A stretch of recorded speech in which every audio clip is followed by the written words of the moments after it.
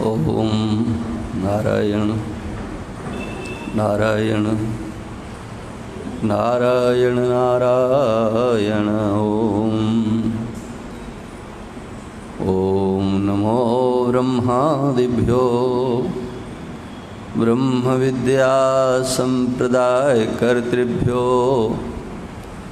वंश ऋषिभ्यो महद्भ्यो नमो गुरुभ्यः। शंकरं शंकराचार्यं केशवं वादरायणं श्रोत्रभाष्यकृतौ वन्दे भगवन्तौ पुनः पुनः। प्रशान्तभावं शिवमद्वितीयं प्रदायकं मुक्तिमखण्डबोधं प्रणाशकं मोहमदादिदोषान् प्रणमामि तं सद्गुरुवामदेवम्। मङ्गलं दिशतु मे विनायको मङ्गलं दिशतु मे सरस्वती मङ्गलं दिशतु मे महेश्वरी मङ्गलं दिशतु मे सदाशिवः मङ्गलं दिशतु मे सदाशिवः। ओम श्री राम जय जय राम।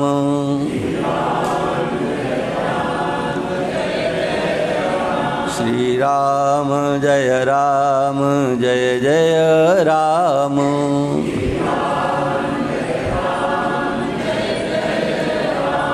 श्री राम जय जय राम।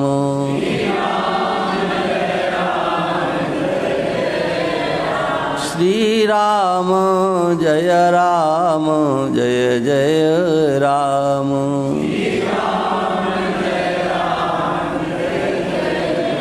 श्री राम जय जय राम। श्री राम बोलिए सच्चिदानंद भगवान की। श्री राम धाम सरकार की। सत्य सनातन धर्म की। नमः पार्वती पते हर हर महादेव। वंदनीय समस्त संत महापुरुष, समुपस्थित भक्तवृंद, श्रद्धामयी मातृशक्ति, भगवान के समक्ष माता कुंती देवी भगवान को बार बार नमन करते हुए अपने समक्ष आने वाली समग्र समस्याओं के निदान के रूप में भगवान कृष्ण को देखते हैं। और ये इतिहास हम लोगों के लिए व्यवहारिक जीवन का मार्ग प्रशस्त करने के लिए एक पर्याप्त दिशा निर्देश जैसा यहाँ दिया जा रहा है। राग और द्वेष से ऊपर उठने के लिए भगवत दृष्टि का होना बहुत आवश्यक है। कभी सुख आएगा, कभी दुख आएगा, ये तो आते रहेंगे, जाते रहेंगे। इनके आने जाने पर अंतःकरण में विकार उत्पन्न न हो, इसके लिए भगवत दृष्टि का होना बहुत आवश्यक है। सुख आने पर उसका द्वार, उसका स्थान, केंद्र हमारी दृष्टि का विषय बने। अमुक व्यक्ति से आया, अमुक देश से आया, अमुक काल से आया, अमुक के कारण से आया, या अपने आप को सबके अंदर निहित कर देना, हमने इतना पुरुषार्थ किया, हमने अपनी बुद्धि लगाई, हमने ऐसा किया। अपने आप में अपने अहंकार को जन्म देना या दूसरों पर दृष्टि डाल करके उनके प्रति आसक्त होना, रागान्वित होना, इनसे सुख मिला है तो आगे भी मिल सकता है। आशान्वित होकर के हम उसकी ओर देखने लग जाएं, इससे बचने का उपाय है भगवान को हम अपनी दृष्टि का विषय बना लें। जो कुछ अच्छा आ रहा है भगवान की ओर से आ रहा है। भगवान सबको आह्लादित करने वाले हैं, सुख देने वाले हैं, भगवान दे रहे हैं। संसार से रागात्मिका वृत्तियां हमारी धीरे धीरे शांत होने लगेंगी।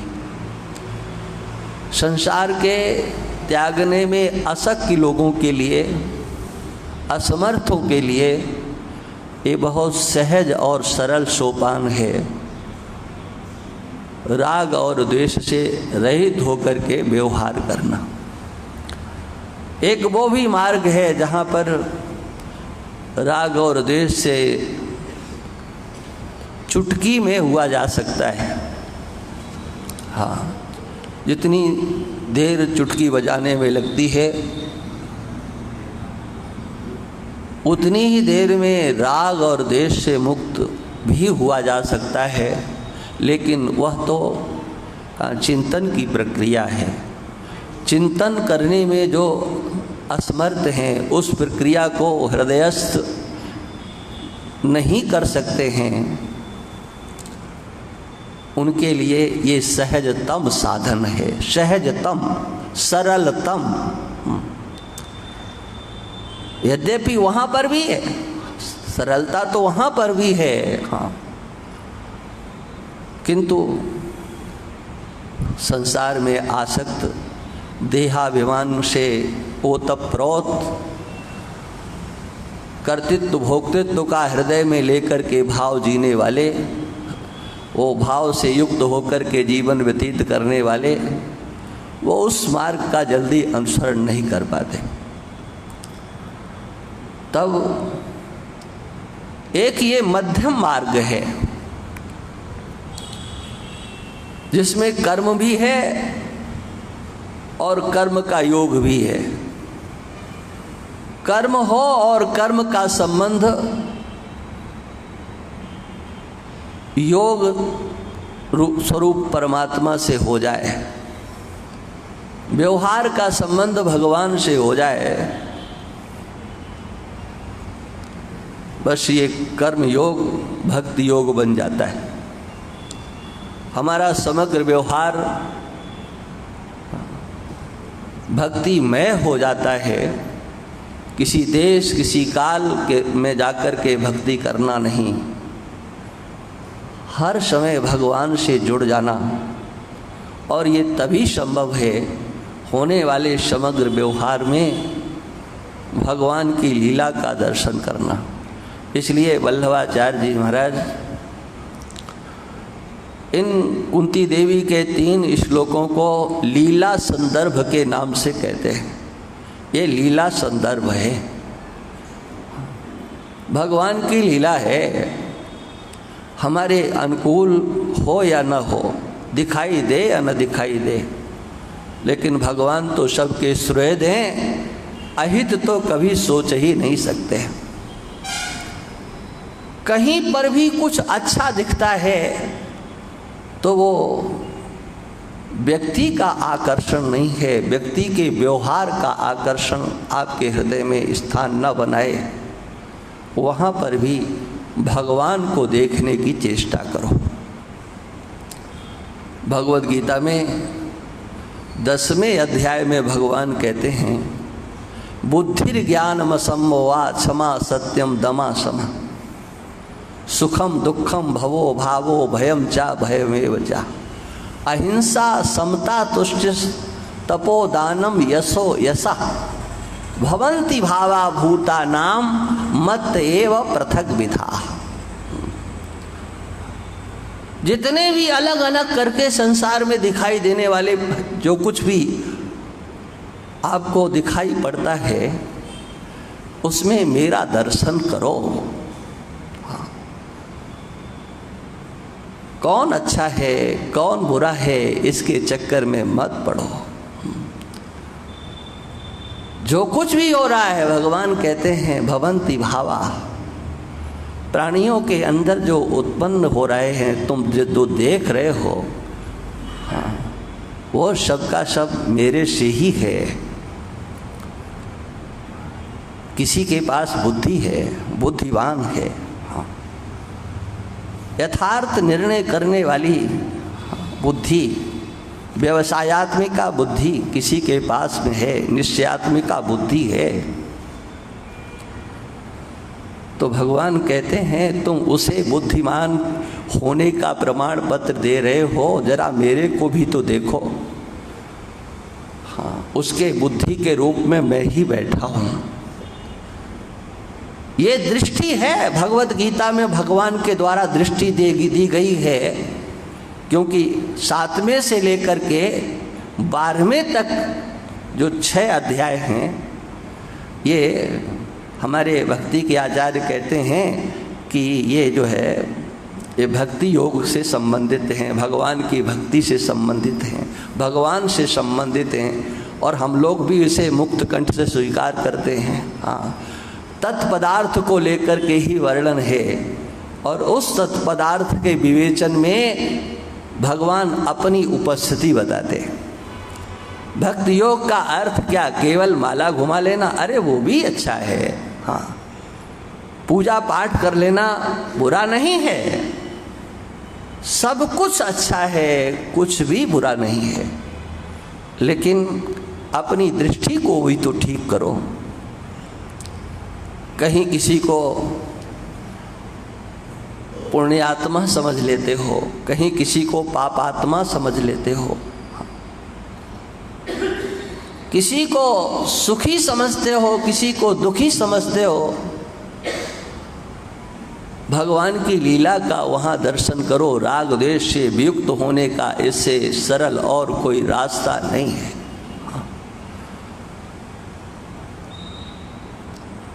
अगर हम उस श्लोक की व्याख्या में जाएंगे तो फिर ये प्रसंग रह जाएगा, इसलिए एक सूत्र के रूप में जो कुछ भी आपको दिखाई पड़ रहा है, हाँ, उससे भगवान कहते हैं मेरा संबंध है। बुद्धिर ज्ञानम असम्मोहा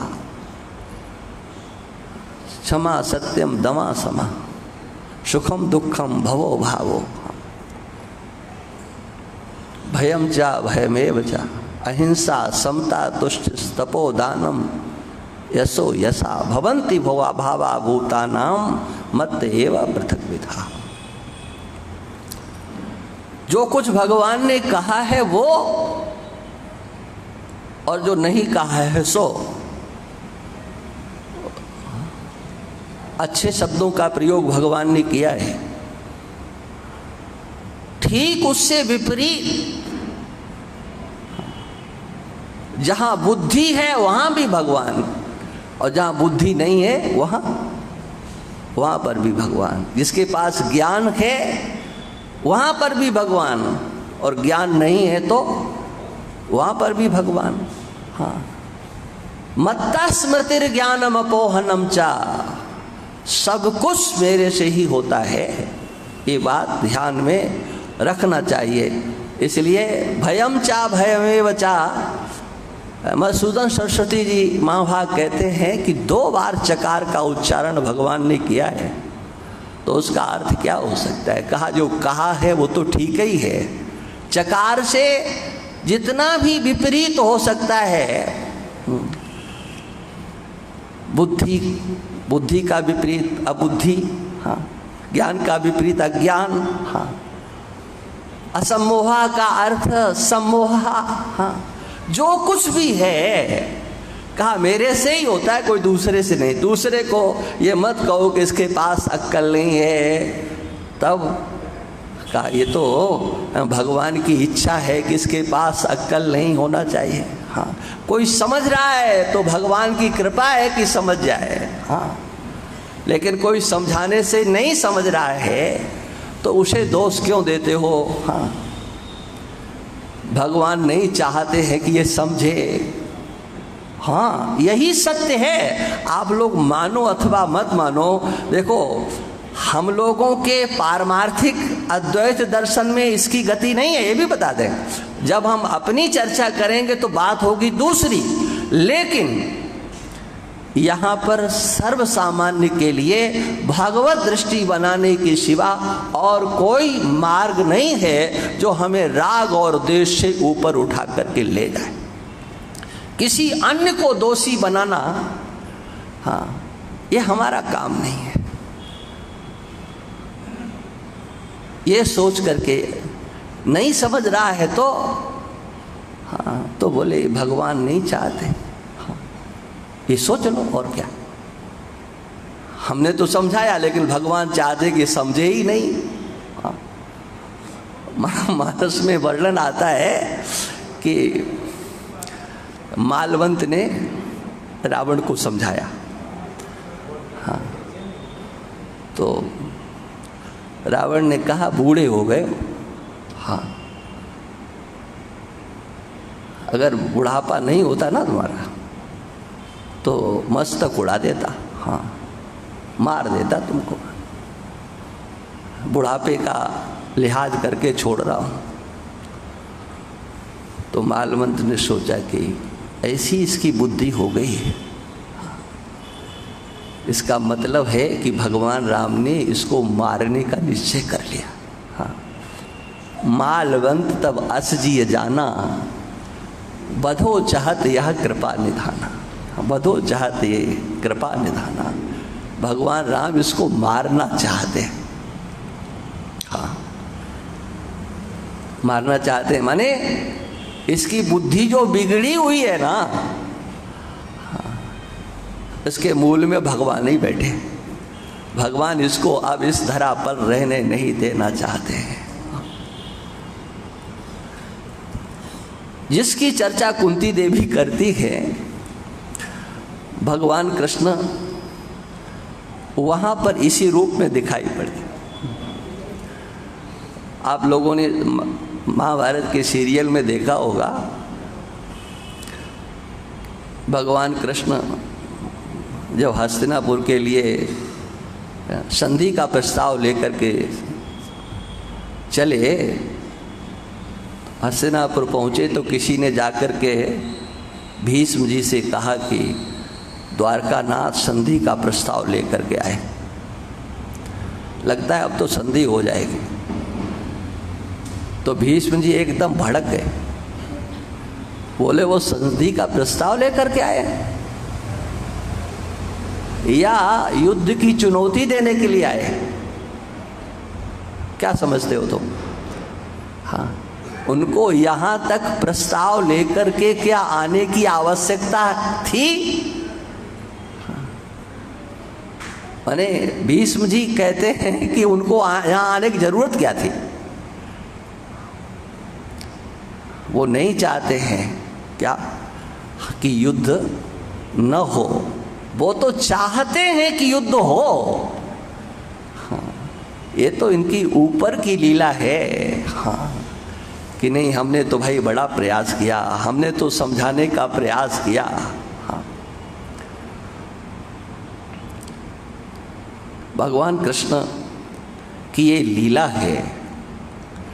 संतों का संतत्व, दैवी संपदा से युक्त महानुभावों की उस दैवी संपदा की अभिव्यक्ति भी तो आसुरी संपदाओं के समक्ष होने पर ही दिखाई पड़ती है ना। हाँ, कौन साधु है और कौन असाधु है ये कैसे पता चलेगा? कौन सा थर्मामीटर है जिससे समझा जाए हाँ, कि ये सज्जन है ये दुर्जन है? दुर्जन की दुर्जनता और सज्जन की सज्जनता, इसका मापदंड तो व्यवहार ही होता है। और दुर्जन कहां तक जा सकता है इसका दृश्य महाभारत को ही देखने से पता चलता है।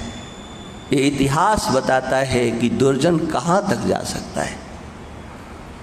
लेकिन उस दुर्जन की दुर्जनता से सज्जनों की सज्जनता ऐसा लगता है कि तिरोहित जैसी हो रही है, इनके साथ अन्याय हो रहा है।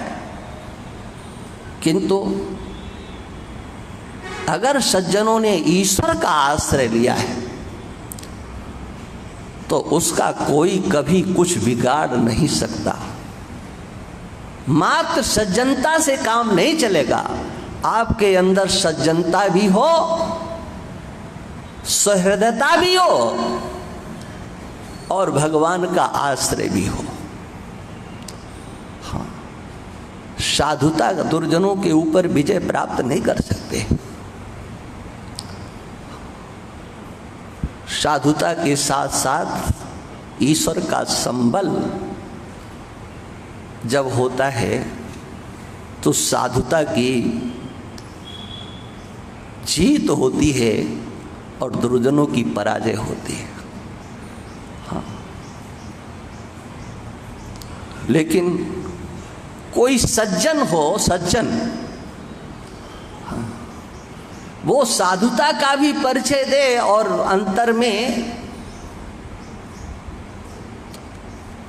किंचित दुर्जनता का उसने अगर आश्रय लिया तो उसका बहुत बड़ा नुकसान भी हो सकता है। देखो, एक प्रसंग है रामचरितमानस का, उसके माध्यम से आपके बात ये हमारी जो हम कह रहे हैं जल्दी समझ में आ जाएगी। कहते हैं कि हाँ, भानु प्रताप कहो या प्रताप भानु कहो, ये कई बात है। वो प्रताप भानु एक नकली साधु के चक्कर में आ गया। हाँ, और उसने उसका जो है सत्यानाश कर दिया।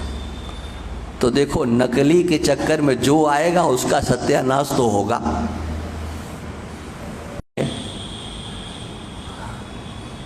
आपके पास एक ही थर्मामीटर है, वो है आपका हृदय। और वो हृदय कैसा? सत्य से युक्त आपका हृदय होना चाहिए। आप सत्य के पक्षपाती हो, सत्य को जानने के इच्छुक हो, सत्य का आपने आश्रय लिया हो, ईश्वर भी आपका अहित अगर करने चलेंगे ना तो उन्हें बहुत कुछ सोचना पड़ेगा। संसार के व्यक्ति की तो बात छोड़ दो, लेकिन कहीं किंचित अगर आपने असत का आश्रय लिया तो आप बहुत चक्कर में आ जाओगे। राजा प्रताप भानु,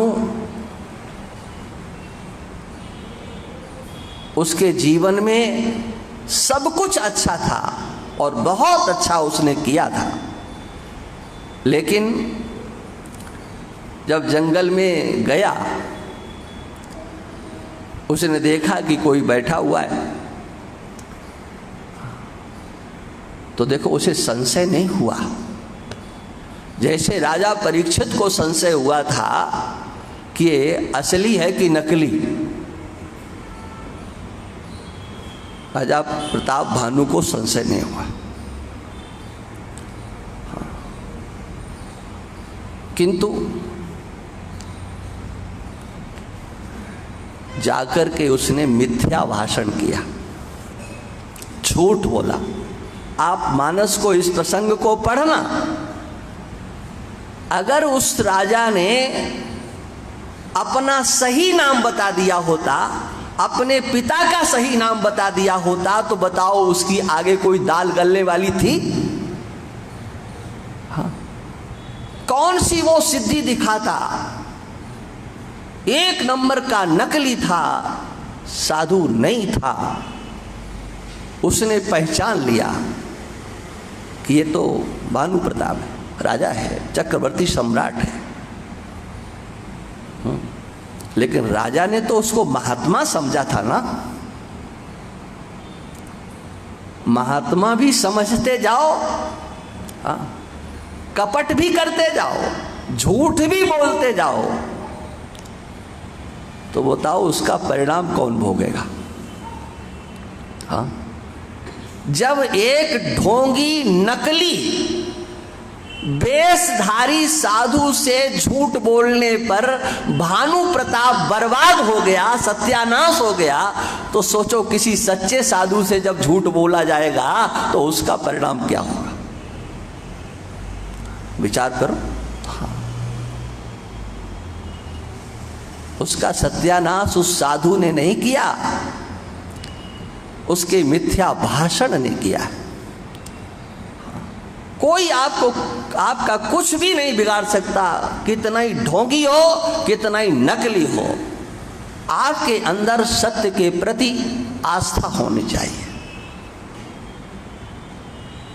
एक नंबर का कोई ढोंगी हो, पाखंडी हो, आपके अंदर एक इच्छा हो, सत्य का ज्ञान कैसे हो, महाराज हमें सत्य का ज्ञान करा दीजिए।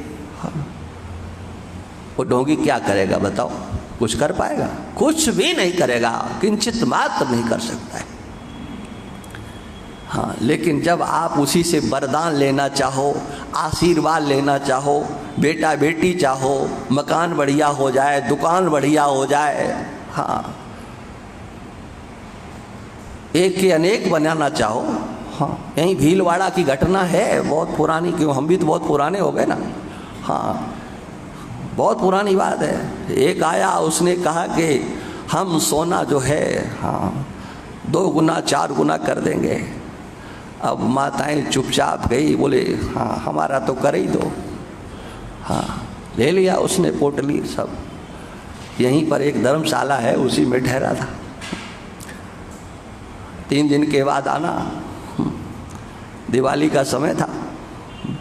अब भाई कोई आ गया हो चक्कर में, माफ़ करना, बात सच्ची है। और उसने जो है कह दिया कि धनतेरस की रात को पूजन करना, उस समय पोटली को खोलना, उससे पहले नहीं। पोटली दिया, अब वो तो चला गया। हाँ, उसमें क्या था? कुछ नहीं था महाराज, कोयला था। बोले ठग ले गया, ठग ले गया, ठग ले गया। बड़ा हल्ला हुआ। हाँ? तो देखो भाई, 2 ठग जब मिलते हैं ना, तो ज़्यादा चालाक होता है वो दूसरे को ठग लेता है। हाँ, आप 1 तोला का 10 तोला बनाने के लिए गए थे, तो आप तो बड़े ईमानदार थे ना, नहीं? हाँ, वो तो बेचारा ये आपके 1 तोले पे ही संतोष कर गया, आप तो जो है 10 तोला चाहते थे ना। हाँ, इसलिए भाई व्यवहार में भगवान का आश्रय लेकर के रखो, अगर कहीं पराजित नहीं होना है तो। आप सद्गुणी हैं, सदाचारी हैं, शिष्ट हैं, सब ठीक है, हाँ, लेकिन भगवान का आश्रय चाहिए। अन्यथा ये दुराचारी, दुर्जन, एक कम बुद्धिमान नहीं होते हैं, कम शक्तिशाली नहीं होते हैं। इनके ऊपर विजय तभी प्राप्त की जा सकती है जब सद्गुणों से संपन्न हो, दैवी संपदा से संपन्न हो और ईश्वर का आश्रय हमने ले रखा हो। शक्ति भी चाहिए और शक्ति जहां है उसका आश्रय भी चाहिए। यत्र योगेश्वरः कृष्णो यत्र पार्थो धनुर्धरा। पहले भगवान और बाद में आपका पुरुषार्थ। ईश्वर का आश्रय हमारे लिए आवश्यक है।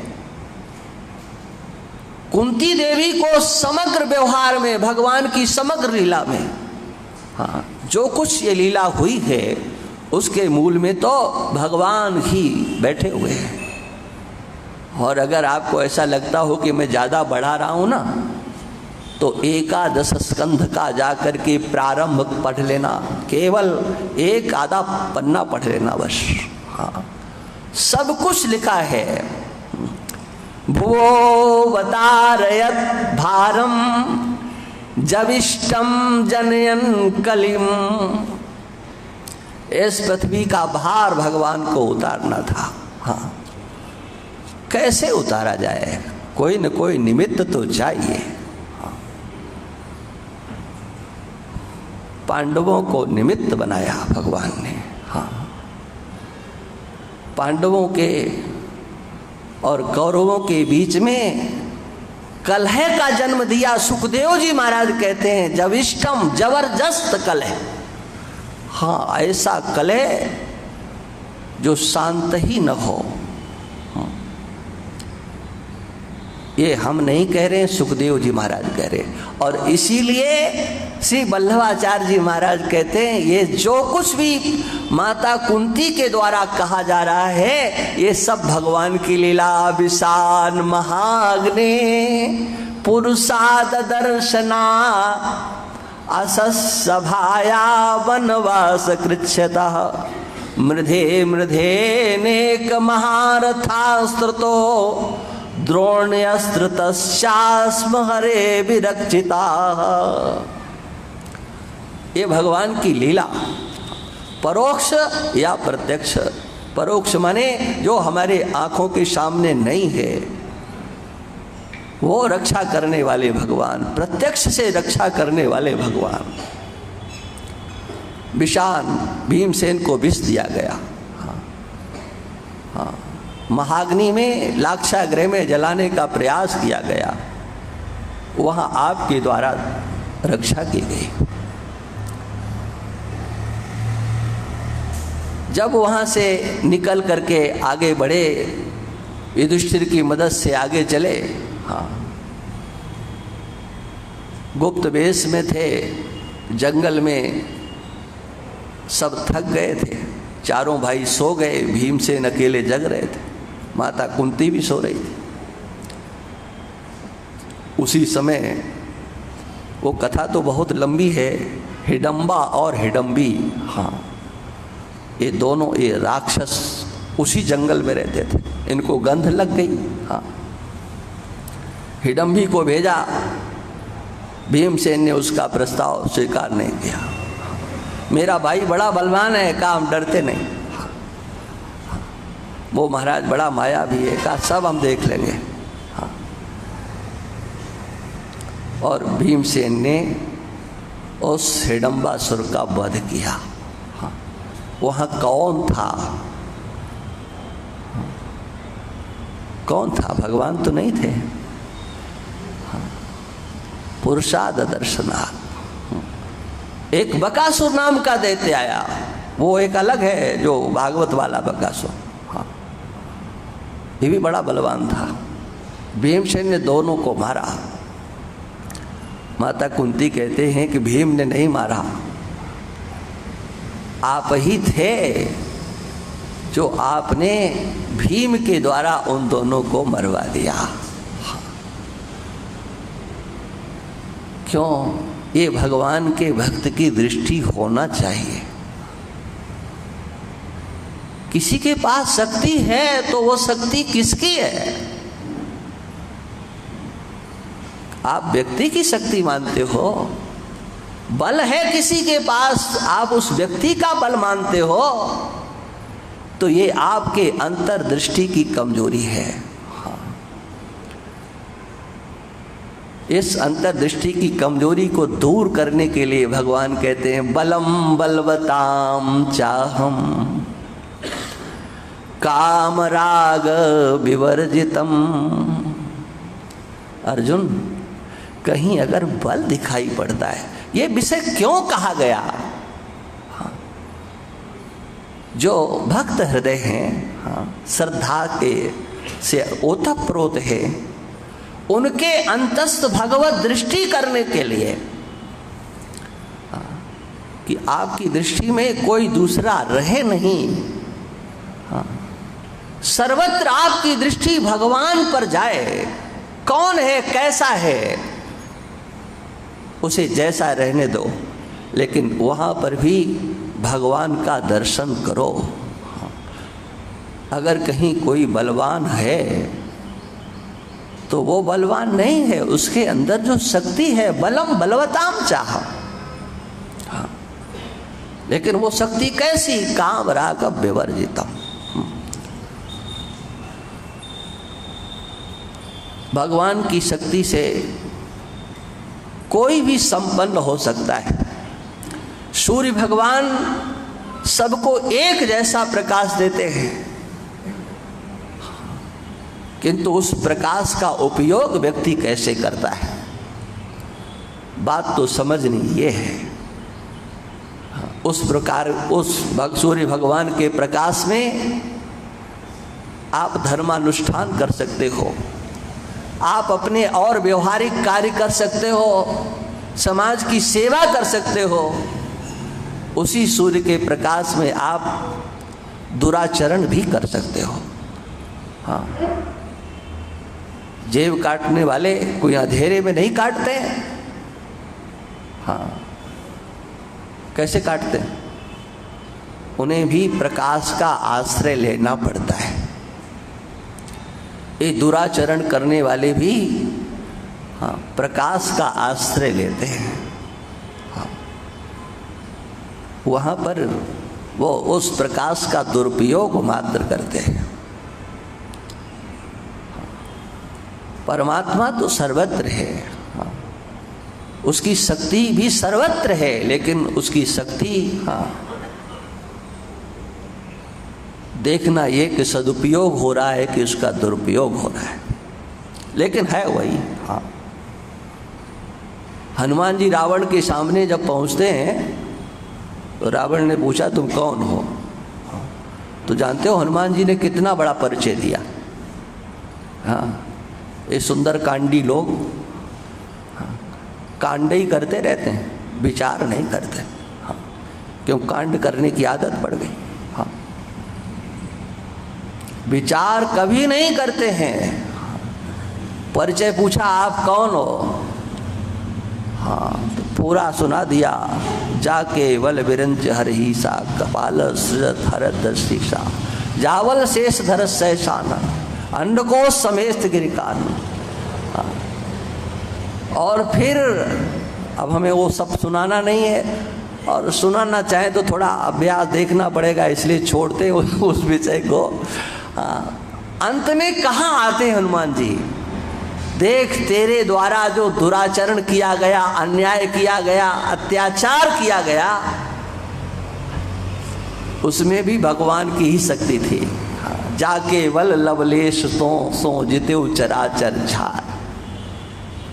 रावण में शक्ति कहाँ थी जी? हाँ,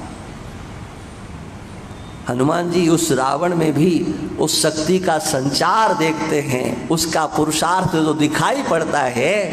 हनुमान जी कहते वो तेरी शक्ति नहीं। हाँ, हाँ, यही तो बात प्रहलाद जी ने कहा कि, हाँ, प्रहलाद जी से एक प्रश्न किया हिरण्यकशिपु ने। हाँ, हमारे आँख के इशारे से तीनों लोग कांपने लगते हैं। हाँ, लेकिन तू बता, तेरे पास ऐसी कौन सी शक्ति है जो तू मेरे से नहीं डरता है? मेरे से तू क्यों नहीं डरता है?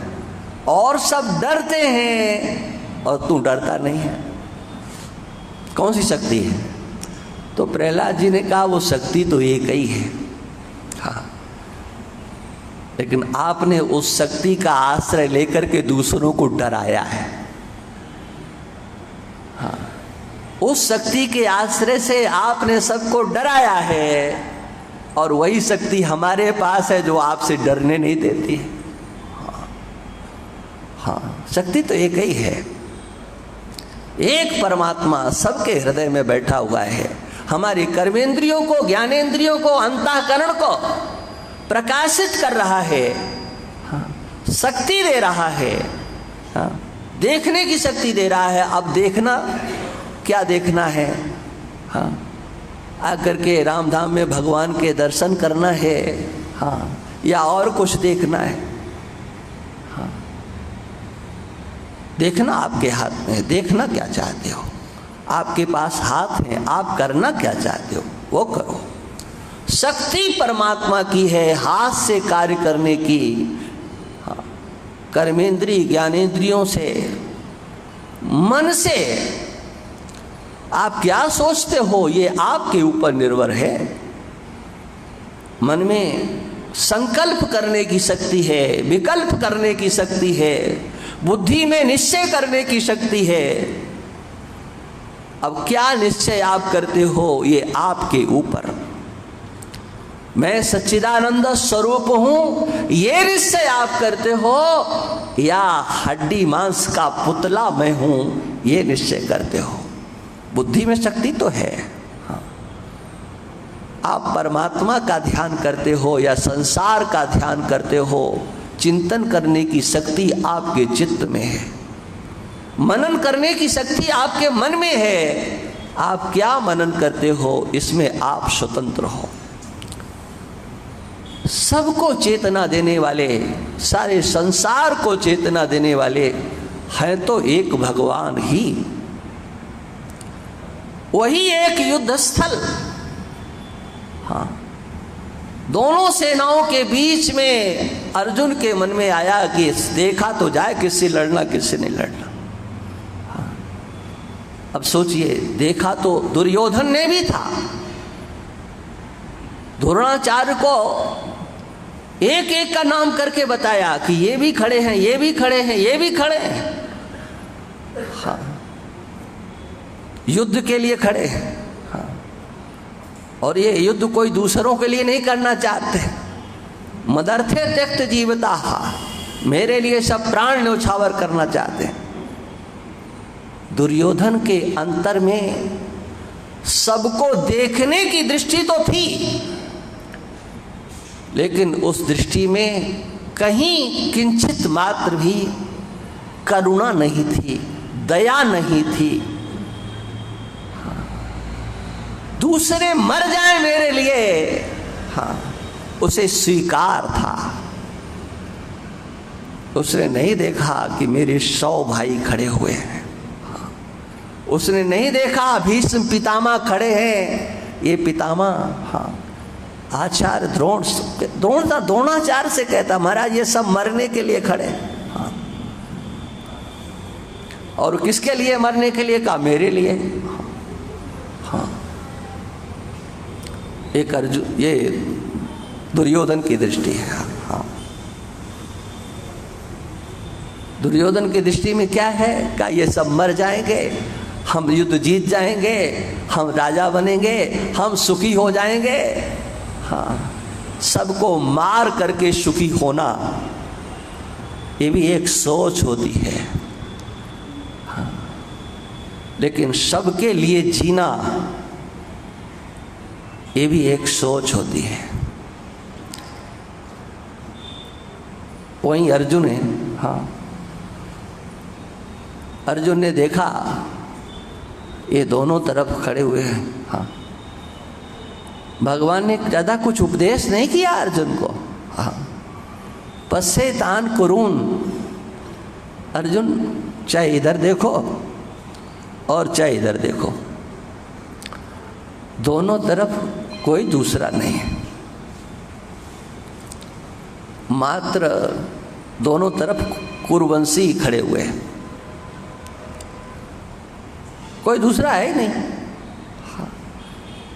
चाहे इधर वाले इधर को मारे, चाहे इधर वाले इधर को मारे। हाँ, एक कहावत कही जाती है ना, हाँ, कि तरबूज हंसिया पर गिरे, दराती पर गिरे, या दराती तरबूज पर गिरे। हाँ, कटना तरबूज ही को है। इधर के मरे चाहे इधर के मरे, मरना तो कुरुवंशियों को ही है। हाँ, ये भगवान कृष्ण का एक सूत्र था, पश्येतान कुरुन नित्य। हाँ, कुरुन पस, इन कुरुवंशियों को देखो काहे के लिए खड़े हैं, आपस में एक दूसरे को मार डालने के लिए खड़े हैं। हाँ, किसके लिए खड़े हैं मार डालने को? हाँ, बोले हमें राज्य मिल जाए, हमें राज्य मिल जाए। हाँ, बस इसके लिए तो खड़े। हाँ, देखो ये गीता जो आप लोग पाठ करते हो ना, ये भी भगवान की एक लीला है। ये अर्जुन के हृदय में जो आग लगाई ना भगवान ने, हाँ, वो भगवान की लगाई हुई थी। अगर ये शब्द का प्रयोग नहीं करते, हाँ, तो हो सकता है अर्जुन कुछ और सोचते। क्यों? अर्जुन युद्ध में गए थे, जीतने के लिए गए थे, धृतराष्ट्र पुत्रों को ठिकाने लगाने के लिए गए थे, निश्चित बात है। हाँ, और धृतराष्ट्र पुत्रों के मददगारों को सबक सिखाने के लिए गए थे। लेकिन जब ये शब्द भगवान ने चुभता हुआ बोला, ये चुभता हुआ शब्द था, हालांकि जल्दी से लोग पकड़ नहीं सकते इस शब्द को कि भगवान क्या कह रहे। ये भगवान के बोलने की गहराई थी, लेकिन अर्जुन तो उस गहराई को पकड़ लिए। हाँ, कहा महाराज, हाँ, अब युद्ध करना ठीक नहीं है। हाँ, दुर्योधन कहता है मदर्थे त्यक्त जीवता। हाँ, और अर्जुन का कहना यह है कि मैं युद्ध अपने लिए नहीं कर रहा हूं, मैं संसार का सुख, ये वैभव, राज्य अपने लिए नहीं चाहता हूं। हाँ, जिनके लिए चाहता हूं वो प्राण देने के लिए खड़े हैं, इस राज्य का होगा क्या? ऐसा मर्थे कांक्षितम नो राज्यम भोगा सुखानि च तैमे वस्यता युद्धे प्राणास्त्यक्त्वा धनानि च। यह युद्ध में खड़े हुए हैं, हाँ, प्राणों का त्याग करने के लिए। मैं तो इनके लिए युद्ध कर रहा हूं। हाँ, ऐसा मर्थे कांक्षितम नो राज्यम भोगा सुखानि च। संसार के समग्र सुखों को चाहता हूं मैं, लेकिन अपने लिए नहीं, हाँ, इनके लिए चाहता हूं। राज्य चाहता हूं तो इनके लिए चाहता हूं, संसार के भोग चाहता हूं तो इनके लिए चाहता हूं। महाराज, यही जब नहीं रहेंगे तो राज्य किसके लिए, संसार का सुख किसके लिए? हाँ, ये एक अर्जुन की दृष्टि है। यहीं पर दैवी संपदा का दर्शन भगवान करा रहे हैं। आसुरी संपदा वाला दूसरों को मार करके सुखी होता है, और दैवी संपदा वाला अपने प्राणों की आहुति दे करके भी दूसरों को सुखी करना चाहता है। हाँ, हम इन धृतराष्ट्र के पुत्रों को नहीं मारेंगे, यद्यपि इनमें कोई भी अच्छा गुण हमको दिखाई नहीं पड़ता। कार्य इनके सब आताताइयों जैसे हैं, लेकिन फिर भी हाँ, स्वजनम ही कथम हत्वा सुखिना श्याम माधवा। कितना दर्द है। हाँ, ये स्वजन है, एते आताताई ना, ये आताताई हैं सबके सब।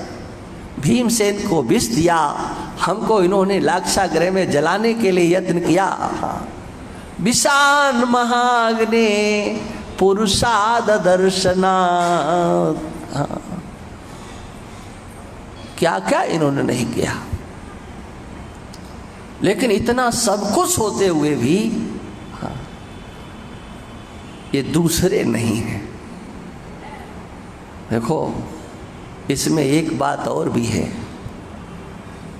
वो क्या है कि संसार के लोगों की जो अपनों के प्रति आत्मीयता होती है, हाँ, वो कितनी गहरी होती है।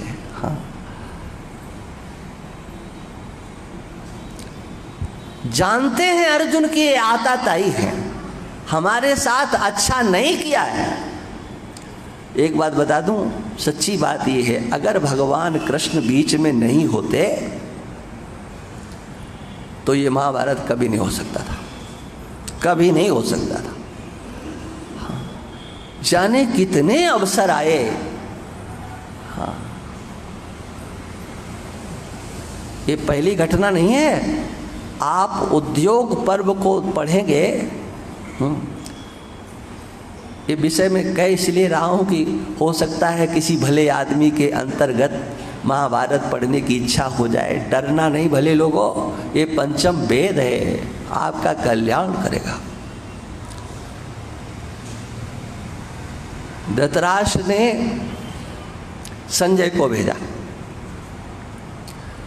तुम जाओ एक बार युधिष्ठिर को समझा कर के आओ।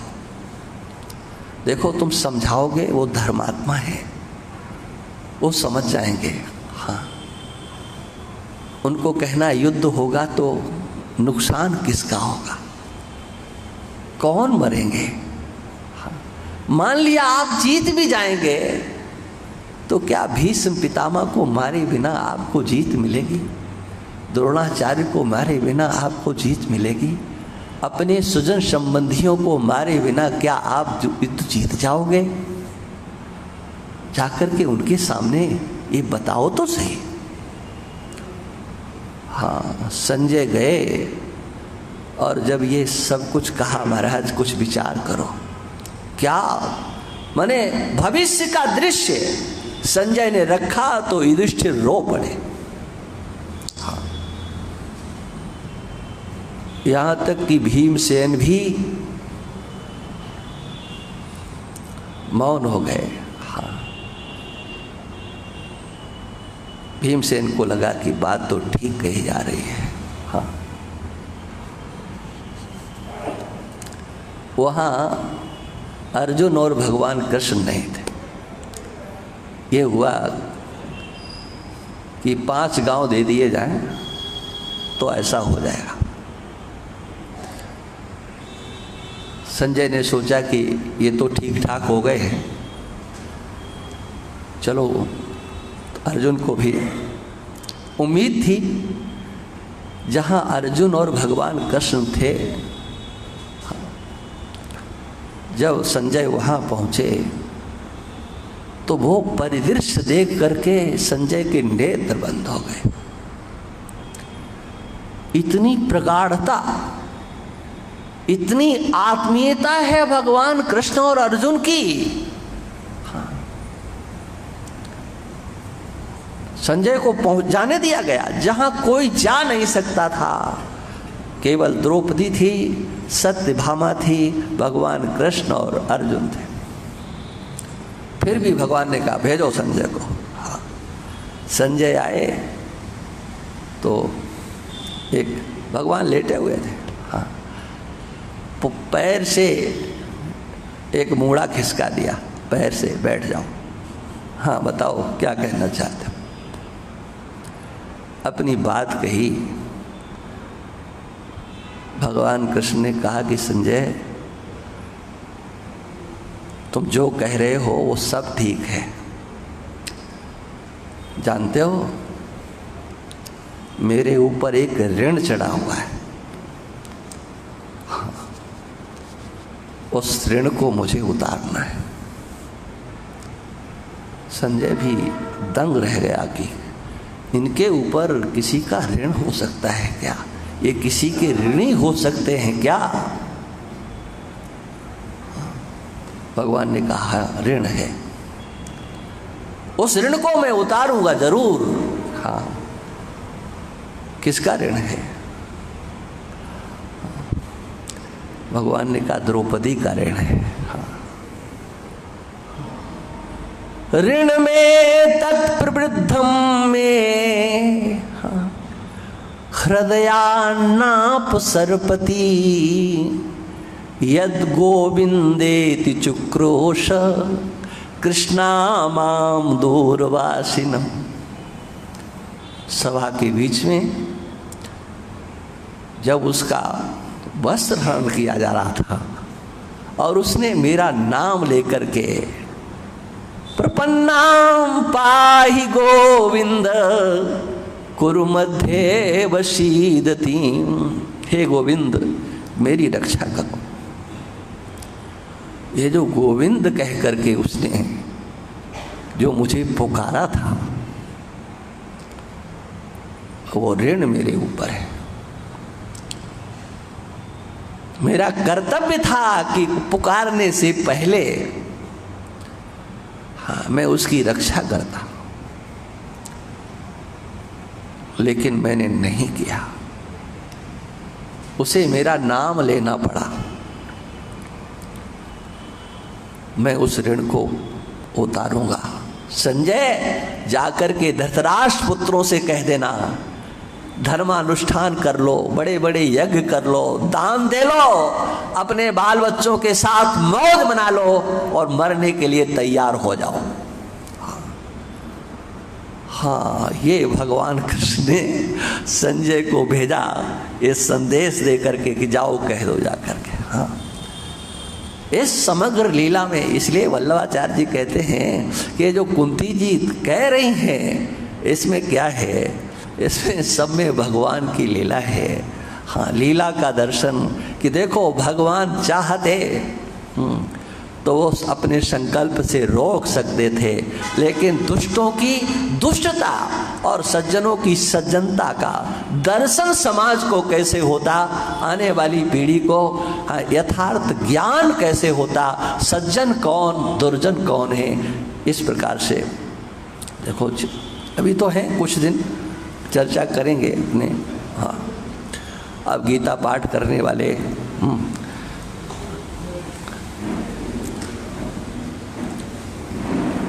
बोल राम राम सरकार की, संत भगवान की, सभी धर्म प्रेमी माताओं बहनों, ये जो सत्संग चल रहा है उस सत्संग के इस भव्य आयोजन में आपका उदार हृदय से सहयोग की अपेक्षा है। आप जो भी सहयोग करना चाहें यहाँ पर अपना नाम लिखा करके और रसीद प्राप्त करें। इसी के साथ योजना बनी है प्रतिदिन यहाँ सत्संग भवन में ही गीता पाठ, हनुमान चालीसा का पाठ रहेगा। इसमें यहाँ काफी नाम हमारे पास आए हैं। श्री ओम जी अग्रवाल को आप अपना जरूर नाम लिखाएं और इसकी व्यवस्थित व्यवस्था बना करके और हम इसको प्रारंभ करेंगे जब पूर्णाहुति होने के समापन के पश्चात। बोल राघवेंद्र सरकार की। आप सबको स्मरण होगा अध्याय 4 है, क्या बोल रहे हो? हैं? 4 अध्याय का श्लोक संख्या बताओ। 16 ना? हाँ बस ठीक है। इसलिए कम से कम इतना तो ध्यान रखो कि कल कहाँ से पाठ होगा। प्रपन्न पारिजाताय तोत्र वेत्रैकपाणये ज्ञान मुद्राय कृष्णाय गीतामृत दुहे नमः। कर्मणो ह्यपि बोधव्यं च विकर्मणः अकर्मणश्च बोधव्यं गहना कर्मणो गतिः। कर्मण्य कर्म यः पश्ये द कर्मणि च कर्म यः स बुद्धिमान मनुष्येषु स युक्तः कृत्स्न कर्म कृत् स युक्तः कृत्स्न कर्म कृत् यस्य सर्वे समारंभाः काम संकल्प वर्जिताः ज्ञानाग्निदग्ध कर्माणं तमाहु पंडितं बुधाः त्यक्त्वा कर्मफलासंगं नित्यतृप्तो निराश्रयः कर्मण्यभिप्रवृत्तोऽपि नैव किंचित् करोति सः निराशीर्यत चित्तात्मा त्यक्त सर्व परिग्रहः शारीरं केवलं कर्म कुर्वन्नाप्नोति किल्बिषम् यदिच्छालाव संतुष्टो द्वन्द्वातीतो विमत्सरः समः सिद्धावसिद्धौ च कृत्वापि न निबध्यते गतसंगस्य मुक्तस्य ज्ञानावस्थित चेतसः यज्ञायाचरतः कर्म समग्रं प्रविलीयते ब्रह्मार्पणं ब्रह्महविर् ब्रह्माग्नौ ब्रह्मणाहुतं ब्रह्मैव तेन गन्तव्यं ब्रह्म कर्म समाधिना दैवमेवापरे यज्ञं योगिनः पर्युपासते ब्रह्माग्नावपरे यज्ञं यज्ञेनैवोपजुह्वति श्रोत्रादीनीन्द्रियाण्यन्ये संयमाग्निषु जुह्वति शब्दादीन् विषयानन्य इंद्रियाग्निषु जुह्वति सर्वाणीन्द्रियकर्माणि प्राणकर्माणि चापरे आत्मसंयगयोगाग्नो जुह्वति ज्ञानदीपिते द्रव्ययज्ञास्तपोयज्ञा योगयज्ञास्तथा परे स्वाध्याय ज्ञान यज्ञस्य यतयः संसितव्रताः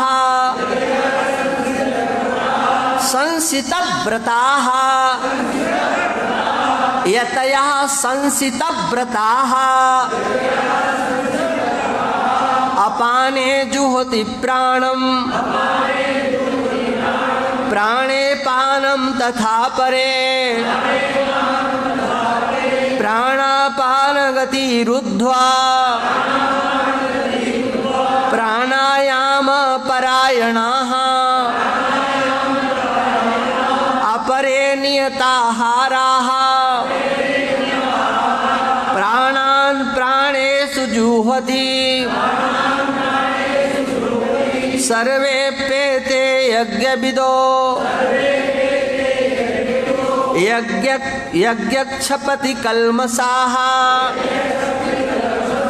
यज्ञक्षपित कल्मषाः यज्ञशिष्टामृत भुजो यान्ति ब्रह्म सनातनम् नायं लोकोऽस्त्य यज्ञस्य कुतोऽन्यः कुरुषत्तम एवं बहुविधा यज्ञा वितता ब्रह्मणो मुखे कर्मजान् विद्धि तान् सर्वा नेवं ज्ञात्वा विमोक्षसे श्रेयान् द्रव्यमयाद्यज्ञात् ज्ञानयज्ञः परन्तप सर्वं कर्माखिलं पार्थ ज्ञाने परिसमाप्यते तद्विद्धि प्रणिपातेन परिप्रश्नेन सेवया उपदेक्ष्यन्ति ते ज्ञानम् ज्ञानिनस्तत्त्वदर्शिनः यज्ञात्वा न पुनर्मोहः एवं यास्यसि पाण्डव येन भूतान्यशेषेण द्रक्ष्यस्यात्मन्यथो मयि अपि चेदसि पापेभ्यः सर्वेभ्यः पापकृत्तमः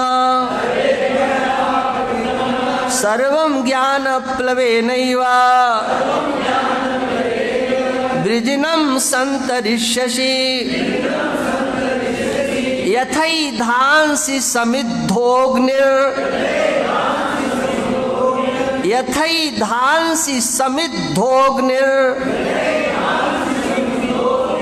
भस्मसात् कुरुतेऽर्जुन भस्मसात् कुरुतेऽर्जुन ज्ञानाग्निः सर्वकर्माणि भस्मसात् कुरुते तथा नहि ज्ञानेन सदृशं पवित्रमिह विद्यते तत्स्वयं योगसंसिद्धः कालेनात्मनि विन्दति श्रद्धावान् लभते ज्ञानम् तत्परः संयतेन्द्रियः ज्ञानं लब्ध्वा परां शान्ति मचिरेणाधिगच्छति अज्ञश्चाश्रद्धधानश्च संशयात्मा विनश्यति नायं लोकोऽस्ति न परो न सुखं संशयात्मनः योगसन्न्यस्तकर्माणं ज्ञानसञ्छिन्न संशयं आत्मवन्तं न कर्माणि निबध्नन्ति धनञ्जय तस्मादज्ञानसम्भूतं हित्स्थं ज्ञानासीनात्मनः छित्त्वैनं संशयं योगा मातिष्ठोत्तिष्ठ भारत ओम तत्सदिति श्रीमद्भगवद्गीता सुपनिषत्सु ब्रह्म विद्यायां योगशास्त्रे श्रीकृष्णार्जुन संवादे ज्ञान कर्म संन्यास योगो नाम चतुर्थोऽध्यायः अथ पंचमोऽध्यायः। अर्जुन उवाच संन्यासं कर्मणां कृष्ण पुनर्योगं च संससि यच्छ्रेययो एतयोरेकम्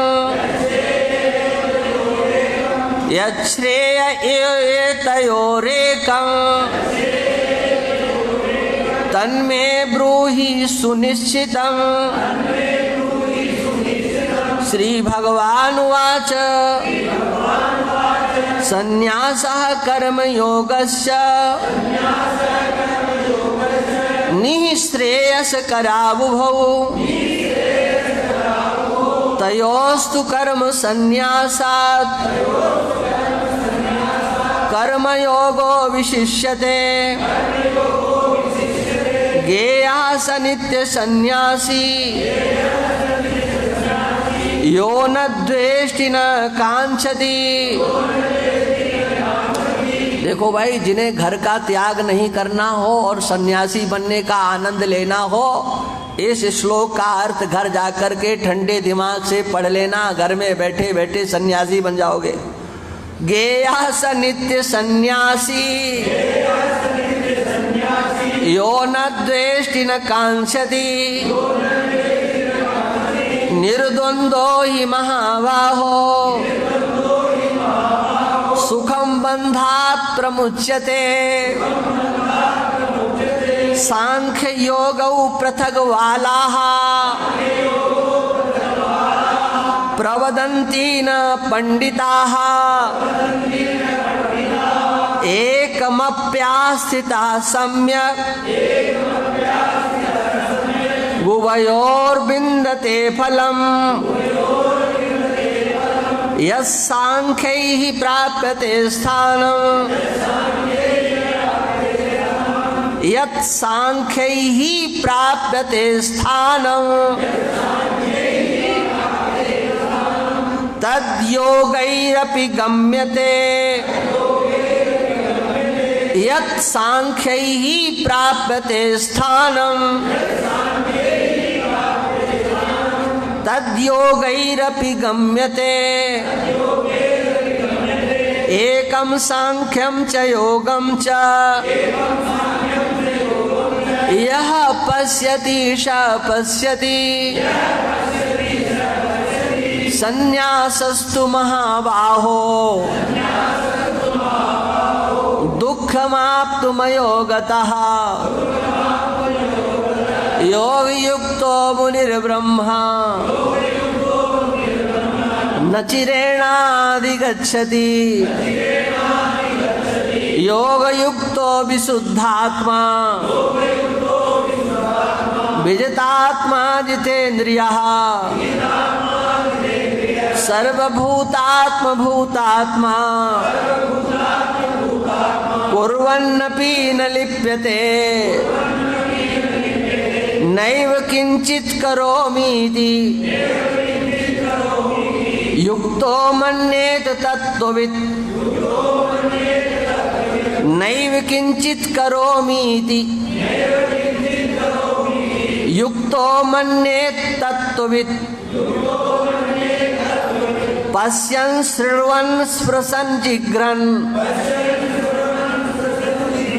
पश्यन् शृण्वन् स्पृशन् जिघ्रन् नश्नन् गच्छन् स्वपन् श्वसन् नश्नन् गच्छन् स्वपन् श्वसन्। इन श्लोकों को, 2 श्लोकों को पढ़ लिया, समझ लो कि पूरी गीता शुद्ध हो जाएगी। हाँ, पश्यन् शृण्वन् स्पृशन् जिघ्रन् नश्नन् गच्छन् स्वपन् श्वसन् प्रलपन् विसृजन् गृह्णन् नुन्मिषन् निमिषन्नपि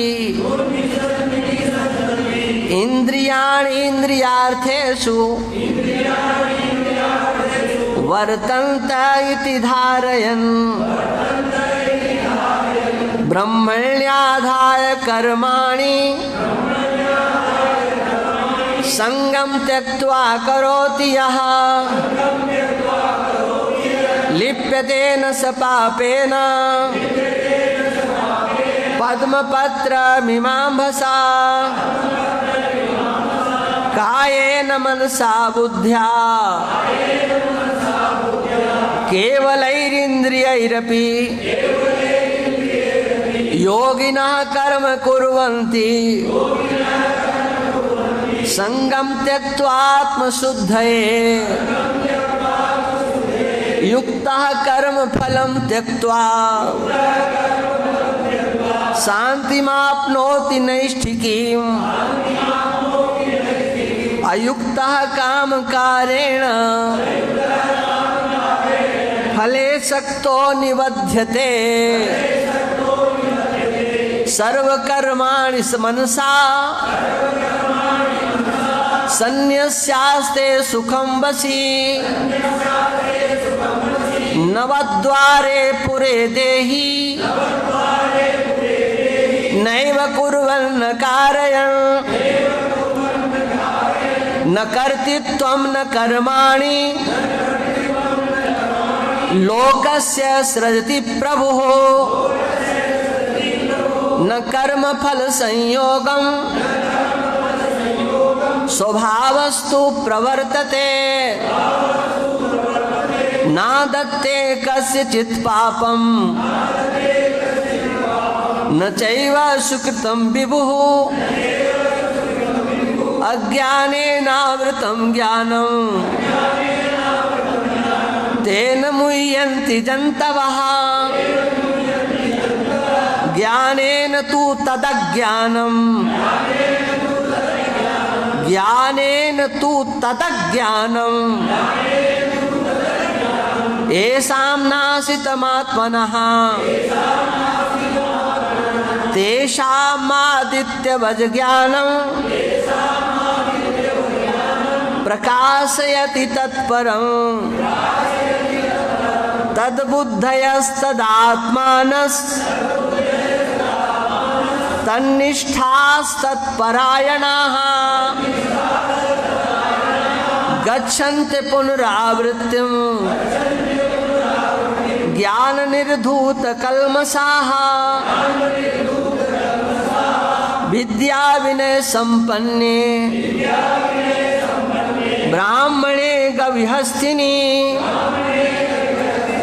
सुनिचैव स्वपाके च पंडिताः समदर्शिनः यहैव तैर्जितः सर्गो येषां साम्ये स्थितं मनः निर्दोषं हि समं ब्रह्म तस्मात् ब्रह्मणि ते स्थिताः न प्रहस्येत् प्रियं प्राप्य नोद्विजेत् प्राप्य चाप्रियम् स्थिर बुद्धिरसम्मूढो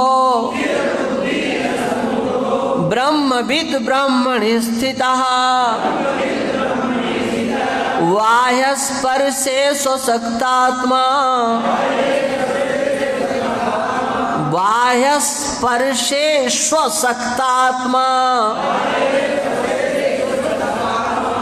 बाह्यस्पर्शे स्वशक्तात्मा बाह्यस्पर्शे स्वशक्तात्मा स्वशक्तात्मा स्वशक्तात्मा बाह्यस्पर्शे स्वशक्तात्मा स्वशक्तात्मा बाह्यस्पर्शे स्वशक्तात्मा विन्दत्यात्मनि यत्सुखम्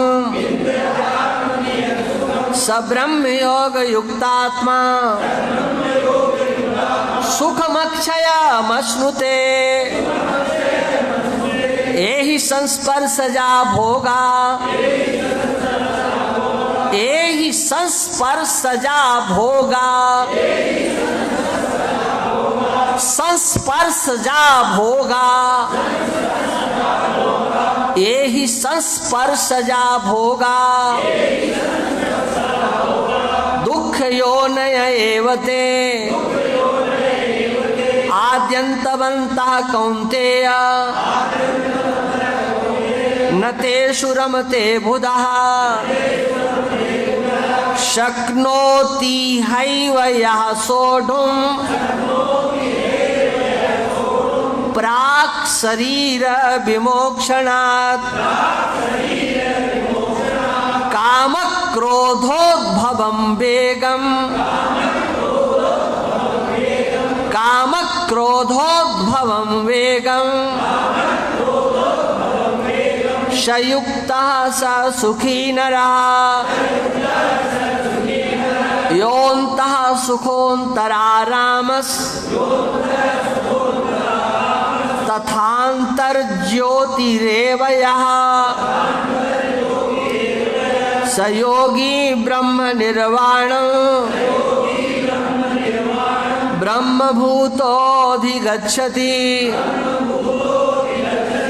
लभन्ते ब्रह्म निर्वाण मृषयः क्षीणकल्मषाः, छिन्नद्वैधायतात्मानः, सर्वभूतहिते रताः, कामक्रोधवियुक्तानां यतीनां यतचेतसाम्, अभितो ब्रह्म निर्वाणं वर्तते विदितात्मनां, स्पर्शान् कृत्वा बहिर्बाह्यास्, स्पर्शान् कृत्वा बहिर्बाह्यास्, चक्षुश्चैवान्तरे भ्रुवोः, चक्षुश्चैवान्तरे भ्रुवोः, प्राणापानौ समौ कृत्वा नासाभ्यन्तरचारिणौ, यतेन्द्रियमनोबुद्धिर् मुनिर्मोक्षपरायणः, विगतेक्षाभयक्रोधो यः सदा मुक्त एव सः, भोक्तारं यज्ञतपसां सर्वलोकमहेश्वरं, सुहृदं सर्वभूतानां ज्ञात्वा मां शान्तिमृच्छति। ओम तत्सदिति श्रीमद्भगवद्गीता सुपनिषत्सु ब्रह्म विद्यायां योगशास्त्रे श्रीकृष्णार्जुन संवादे कर्म संन्यास योगो नाम पंचमोऽध्यायः। कृष्णाय वासुदेवाय देवकी नंदनाय च नंदगोपकुमाराय गोविंदाय नमो नमः। गोविंदाय नमो नमः। गोविंदाय नमो नमः।